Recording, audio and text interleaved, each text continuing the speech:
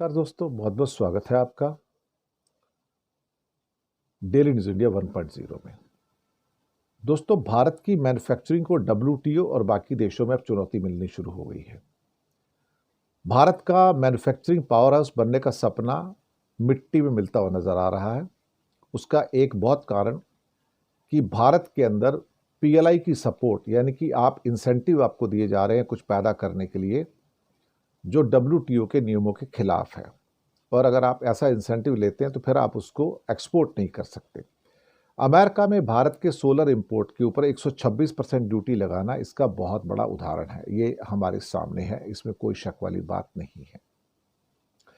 Bharat manufacturing का power house तो बनना चाहता है, लेकिन हमारे पास टेक्नोलॉजी ही नहीं है। तो भारत के रास्ते में अड़ंगा कौन है? अमेरिका भी और चीन है। चीन तो भारत को आने नहीं देगा ना, क्योंकि चीन का जो प्रोडक्ट है भारत के मुकाबले सस्ता है और बेहतर क्वालिटी का, तो भारत चीजें बेच के कहां से आएगा? अब भारत की जो घरेलू सब्सिडी जो योजना है, जो पीएलआई की स्कीम है, प्रोडक्शन लिंक्ड इंसेंटिव की, उसको बहुत जगह से चुनौतियां मिली हुई हैं, खास तौर से डब्ल्यूटीओ के अंदर। चीन ने डब्ल्यूटीओ में अपनी चुनौती बढ़ा दी और कहा है कि भाई आप जो पीएलआई दे रहे हो बेसिकली ये सारा का सारा सब्सिडी है और ये एक्सेप्टेड नहीं है इसमें। तो इसके मामले में ये डिस्प्यूट प्रोसेस की पहली स्टेज यहाँ पर आ गई और चाइना ने बहुत बड़ी कंप्लेंट कर दी। चाइना एक किस्म से हमारा दुश्मन हो गया। झगड़े के केंद्र में हमारा पीएलआई स्कीम है।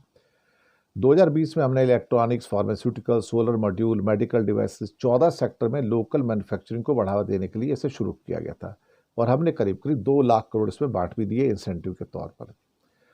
ट्रेडिंग पार्टनर्स का तर्क है कि सब्सिडी से भारतीय प्रोड्यूसर्स को फायदा होता है और वो कम कीमत पर माल प्रोड्यूस करते हैं और फिर वो उसको एक्सपोर्ट करते हैं। अब वारी एनर्जीज और कई और जो कंपनियां हैं जो सोलर कंपनियों के लिए पीएलआई का इंसेंटिव लेती थी, अब इसके लिए अमेरिका ने 126% ड्यूटी लगा दी कि तुमको तो फायदा मिला है वहां से, गवर्नमेंट से।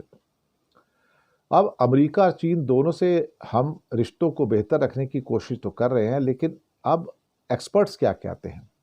एक्सपर्ट्स कहते हैं कि हमारे जो इंसेंटिव प्रोग्राम है, जो सब्सिडी के प्रोग्राम्स हैं, पीएलआई हैं, ये डब्ल्यूटीओ के नियमों का आधा पालन करते हैं, आधा पालन नहीं करते। और मैन्युफैक्चरिंग को शुरू करने के लिए ज़रूरी है, लेकिन फिर वो कहते हैं अगर ज़रूरी है तो फिर उसको एक्सपोर्ट मत करो ना, अपने घर में रखो, अपने घर में यूज़ करो, जो करना करो। फिर वो आप एक्सपोर्ट नहीं कर सकते उसको।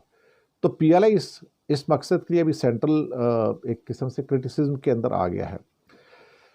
अब देखते हैं क्या होता है, लेकिन फिलहाल पीएलआई जैसी पॉलिसी सपोर्ट किए बिना मैन्युफैक्चरिंग में लगातार सुधार होना बड़ा मुश्किल है, क्योंकि जैसे जैसे ग्लोबल जो इन्वेस्टिगेशन भारत के खिलाफ तैयार होती जा रही हैं, तो भारत का जो इंडस्ट्री है वो अपने आप में इससे कैसे निपट पाएगा, क्योंकि वहाँ पर आपकी आइटम्स के ऊपर ज़्यादा से ज़्यादा टैरिफ लगा दिए जाएंगे और वो प्यूनिटिव टैरिफ होंगे, यानी कि पनिशमेंट वाले टैरिफ होंगे। तब आप क्या करोगे? जैसे कि अमेरिका ने करीब करीब 126% का सोलर पे लगाई दिया है, तो आपके लिए तो सारी की सारी मुसीबत हो गई ना यहाँ पर। तो ये जो इंसेंटिव है ये भी कई बार आपकी जान के दुश्मन बन जाते हैं साहब, और यही है जो हम यहाँ पर देख रहे हैं कि जो हमारे साथ हो रहा है। तो हम डब्ल्यूटीओ में परेशानी में हैं और हम अमेरिका और चीन के सामने परेशानी में हैं, और वो हमको कोई भी और किसी भी किस्म का रिलैक्सेशन देने के मूड में नहीं है। तो भारत के लिए ट्रेड में और ज़्यादा खतरे पैदा हो रहे हैं। हमारी चीज़ों के ऊपर पनिशमेंट वाली ड्यूटी लगाई जा रही है। शुक्रिया आपका।